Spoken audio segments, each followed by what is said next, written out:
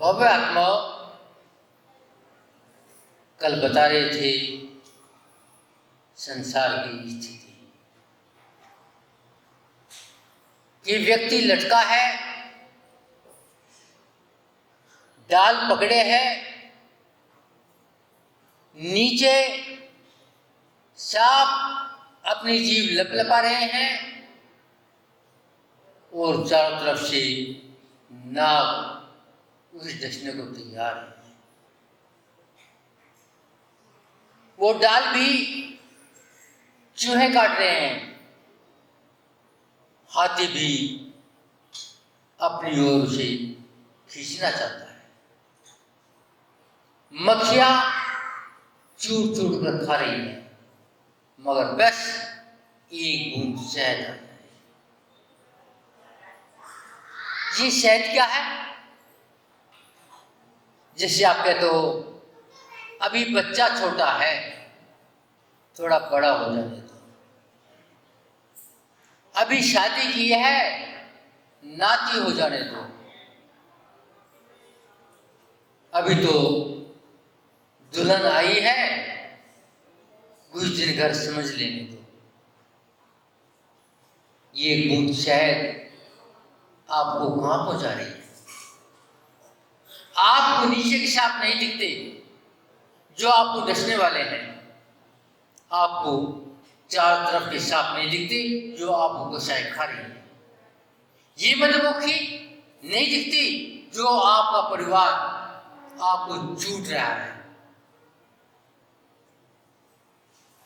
बस विमान वाले खड़े हैं और आपको बोझ दिख रहे हैं। इसलिए लगता है आज पंचम काल में कोई सुखी होना नहीं चाहता और दुख में ही सुख खोज रहे हैं। तो विचार करो, सुख कैसे मिले? खुजली में खुजाने से सुख नहीं होगा, सुख आभास होगा। और हम खुजली खुजाते जख्म कर लेते हैं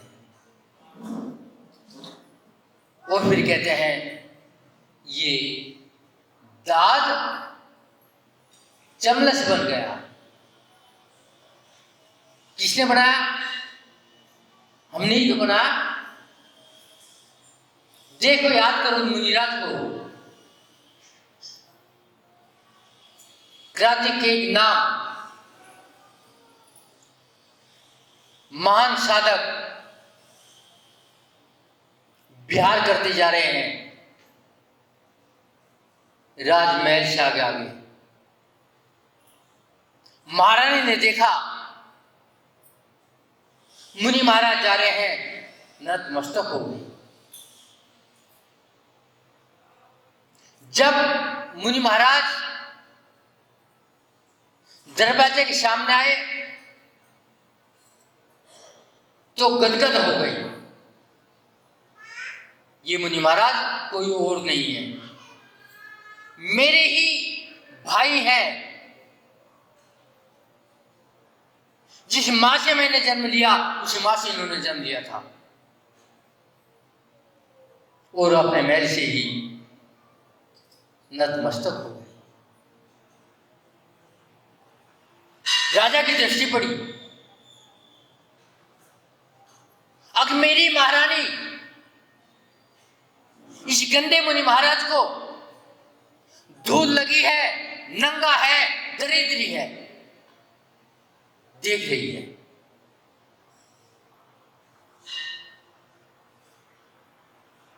जब ही मंत्री को आदेश दिया, मंत्री एक बड़ी बुलाओ।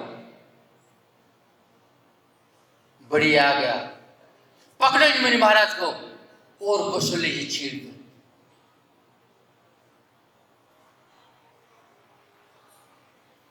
तो विचार करो, क्या उस सम्राट ने सुख का रास्ता खोजा? नहीं खोजा, क्योंकि वहां सुख है ही नहीं। ये स्थिति संसार की है, जहां आप सुख खोजते हो वहां सुख नहीं है। मुनि महाराज तो ध्यान में लीन हो गए। और वे ध्यान में लीन होकर के अपनी गति सुधार लिया। तो बंधुओं, आपकी स्थिति क्या है? आप गति सुधारना चाहते हैं, मगर मति बिगाड़ रखी है। जब तक मति नहीं सुधरेगी, गति नहीं सुधरेगी। जैसी मति वैसी गति। एक बार की घटना, एक लकड़हारा जो बचपन से बूढ़ा हो गया, मात्र एक ही काम, जंगल जाता, लकड़ी काटता, गट्ठा बांधता, नगर में बेचता, और जो पैसा मिलता उसे गुजारा करता।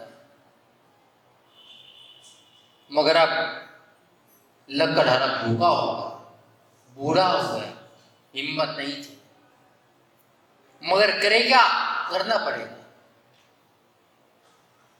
आज भी लकड़हारे ने लकड़ी काटी, बूढ़ा शरीर, थका शरीर, एक पेड़ के नीचे गट्ठा रखा और आराम करने बैठ गया। मुंह से निकला, हे परमात्मा, तू जवान जवान को उठाता है, मुझे उठा ले। अब ये गट्ठा उठता नहीं, अब लकड़ी कटती नहीं, अब तो मुझे उठा ले।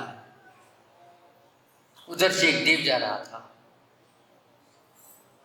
आ गया बूढ़े के पास और कहा लकड़हारे से, दादा क्या कह रहे थे? मैं यमराज हूं, तुम्हारी बात सुनकर आया हूं, क्या क्या था? तो लकड़हारा कहता, कुछ नहीं क्या था, वैसे ही बोल दिया था। आप आए हो तो मैं गट्ठा उठवा दो, जाओ, दोबारा मत आना। ये स्थिति है आपकी। भगवान सिद्धों को याद करते हैं, मगर ध्यान कहां है? कभी दुकान पर, कभी बच्चों में, कभी रसोई में। तो विचार करो, क्या विशुद्धि बढ़ेगी? आचार्य कहते हैं, भटकन सबको होती है। संसार में कोई भी जीव ऐसा नहीं है जिसको भटकन ना हुई। ग्रंथ भरे पड़े हैं। महात्मा बुद्ध भी भटके थे और महावीर भी भटके थे। घटना जब की है जब भगवान महावीर स्वामी को केवल ज्ञान हो गया, और केवल ज्ञान होने के बाद में चंद्रिका के देव केवल ज्ञान की पूजा करने के लिए जा रहे थे। नगर के सब नारी जा रहे थे, हाथों में अष्टद्रव्य था। महात्मा बुद्ध जंगल में खड़े देख रहे, ये क्या हो गया? ये सब देव कहां जा रहे हैं? ये नगरवासी कहां जा रहे हैं? ये एक साथ सभी ऋतुओं के फल फूल कैसे आ गए? कुछ जान ना पाए। और एक श्रावक से पूछा, क्यों भाई, आज कहां जा रहे हो? उस श्रावक ने कहा, संत क्या आपको मालूम नहीं, आज महावीर स्वामी को केवल ज्ञान हुआ है। क्या महावीर को केवल ज्ञान? तपस्वी में, साधक में शरीर सुखा लिया और केवल ज्ञान महावीर को, जब केवल ज्ञान मुझे होना चाहिए था। इसका मतलब है साधना में कुछ नहीं रखा, कुछ नहीं रखा, चलो अपने महल चलते हैं। बस विचलित हो गए, भटक गए, वो चल पड़े अपने महल की ओर। अब महल में रहेंगे, शासक करेंगे, पांचों इंद्रिय के विषय भोगेंगे और बादशाही करेंगे। चलते चलते रास्ते में सागर पड़ा, समुद्र पड़ा। समुद्र में देखा कि गिलहरी, जिसे शायद कंटो भी कहते हैं, एक गिलहरी समुद्र में जाती, पानी में अपनी पूंछ भिगोती, वो रेत पर झाड़ती। ये कर्म लगातार करती रही। और गौतम बुद्ध ने देख लिया, नहीं जान सके ये गिलहरी ये क्यों कर रही है। वो गिलहरी से पूछ लिया, जो बहन है तुम क्या कर रही हो? बार बार समुद्र से पानी लेती हो और रेत पे झाड़ती हो। गिलहरी कहती है, मैंने प्रतिज्ञा ली है इस समुद्र के सागर को सुखा मारूंगी, इसके सारा पानी समाप्त कर दूंगी। तो महात्मा बुद्ध कहते हैं, बहन प्रतिज्ञा पूरी ना हो। और ये प्रतिज्ञा ली जो है, गिलहरी कहती है, मैंने समुद्र के किनारे अपने 3 बच्चों को जन्म दिया था।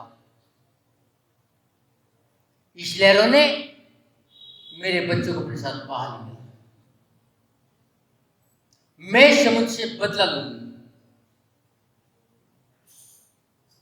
मगर महात्मा बुद्ध कहते हैं, तो सुखा न सके, कोई बात नहीं, लेकिन जब तक दम में दम है मैं प्रयत्न करूंगी, पुरुषार्थ करूंगी। अब गौतम बुद्ध कहते हैं, जब एक गिलहरी सागर को सुखाने का प्रयत्न कर सकती है और मैं थोड़ी बात में विचलित होकर के महल में चला और फिर साधना छोड़ दिया, नहीं मैं पुनः साधना करूंगा और केवल ज्ञान प्राप्त करूंगा। भटकन दूर हो गई, पुनः जंगलवासी हो गए। तो भटकन कोई बुरी चीज नहीं है। महावीर भी भटके थे।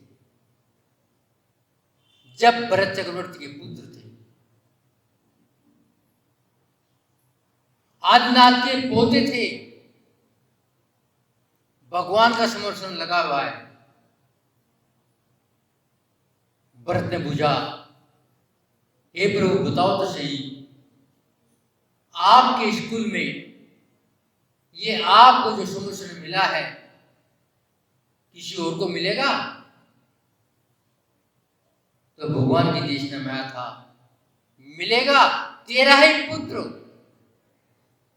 मारीच तीर्थंकर बनेगा। बस भटक गई, छोड़ दिया तीर्थंकर का समोसन, चल पड़े बाहर।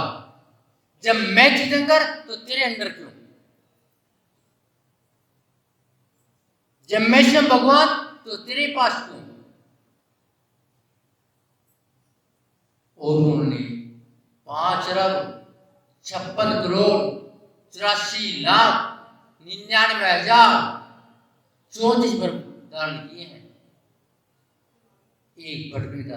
मगर बाद में जब शेर की प्रिया में थे, 2-4 रिद्धि मुनि महाराज देखा भव्य आत्मा है, तीर्थंकर का जीव है, भटक गया था, संबोधन दिया, हे सिंहराज क्या कर रहे हो? तेरे अंदर अनंत शक्ति है, तू परमात्मा है, वो काम भटक रहा है, छोड़िए मांस का पिंड। बस शेर ने अनुभव ले लिए, समाधि मनन कर लिया, वही जिसने अंदर महावीर बन। तो आचार्य के जरा विचार करके देखो तुम्हारी स्थिति क्या है, तुम कहां बैठे हो, वो क्या करने आए थे, क्या कर रही हो। ये मनुष्य प्रिया पाई थी सिद्धत की यात्रा के लिए, निमित्त भी मिला शिष्य का विधान करने का, मगर कर क्या रहे हो, बस वही पांचवें इंद्रिय के विषय, वही मान सम्मान, वही पद प्रतिष्ठा, वही परिवार, वही बेटे, वही पोते, वही भोजन। तो क्या इस प्रकार से आप सिद्ध बनेंगे? शायद संभव नहीं, क्योंकि हम विशुद्धि की तरफ ध्यान नहीं दे रहे, अपने आत्म कल्याण की ओर ध्यान नहीं दे रहे, और हमेशा पूजा में बैठने के बाद भी अपने पैर बदलते रहते हैं, आसन बदलते रहते हैं। वो 10 मिनट भी हम परमात्मा की बुद्धि वगैरह से पलटे नहीं बैठ सकते।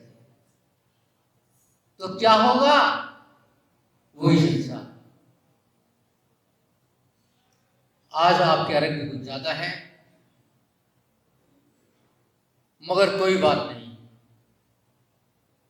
भक्ति करनी है तो शिद्दत हो पाना है।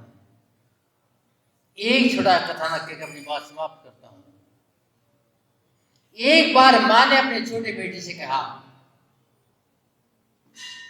बेटा तेरा बड़ा भाई बड़ा व्यस्त है, काम धंधे में फुर्सत नहीं है, और तू एक काम कर, पास के शहर चला जा,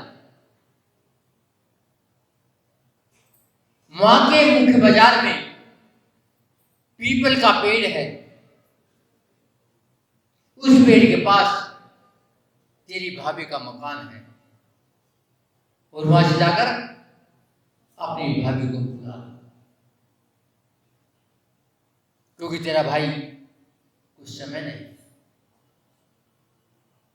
छोटा बेटा कहता है, मां ये काम मैं ना कर सकूंगा,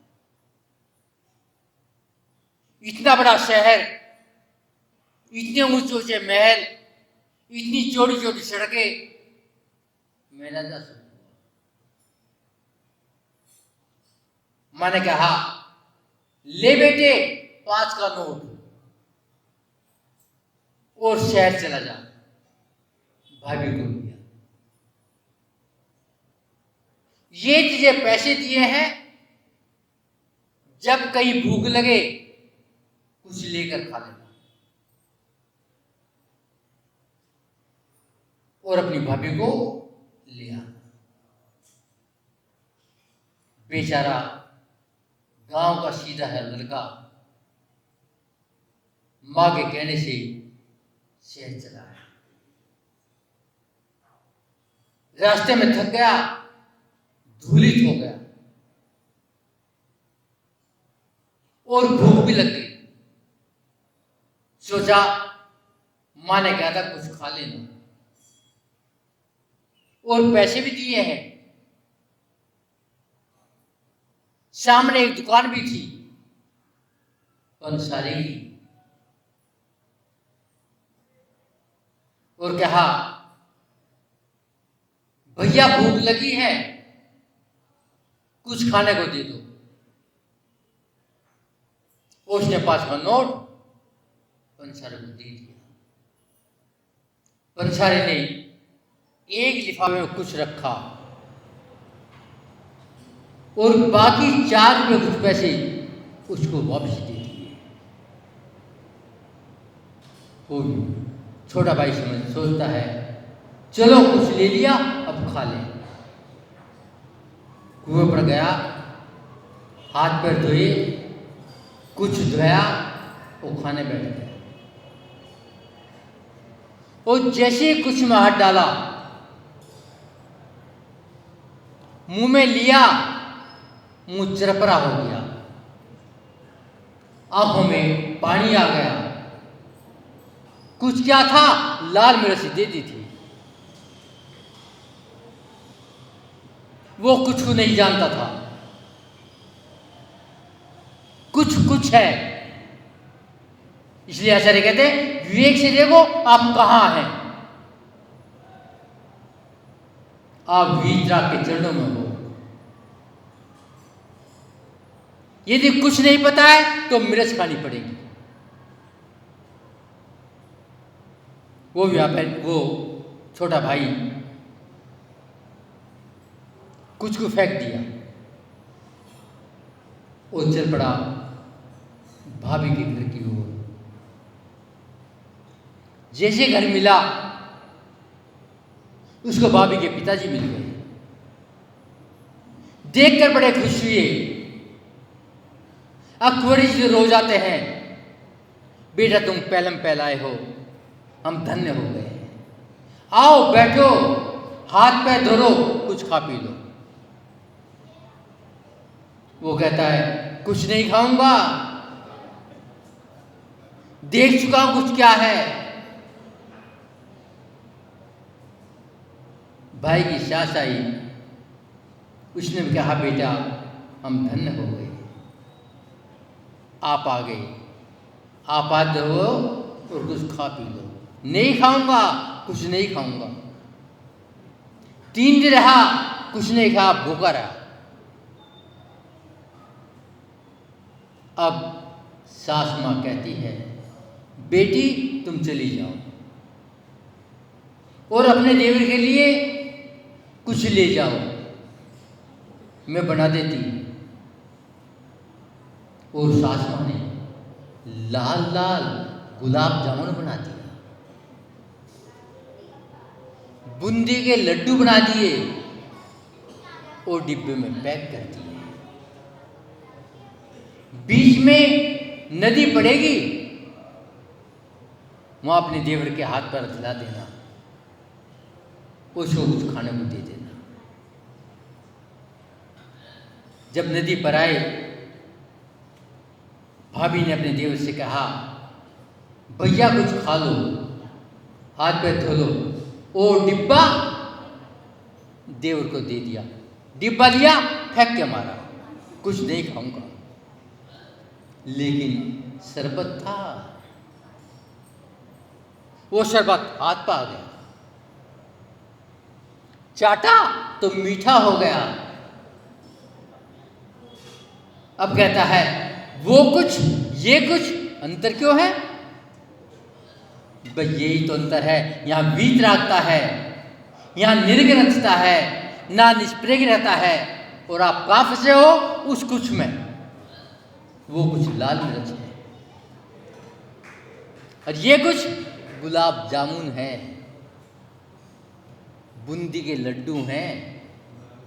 आप इस कुछ को फेंक रहे हो और उस कुछ को खा रहे हो।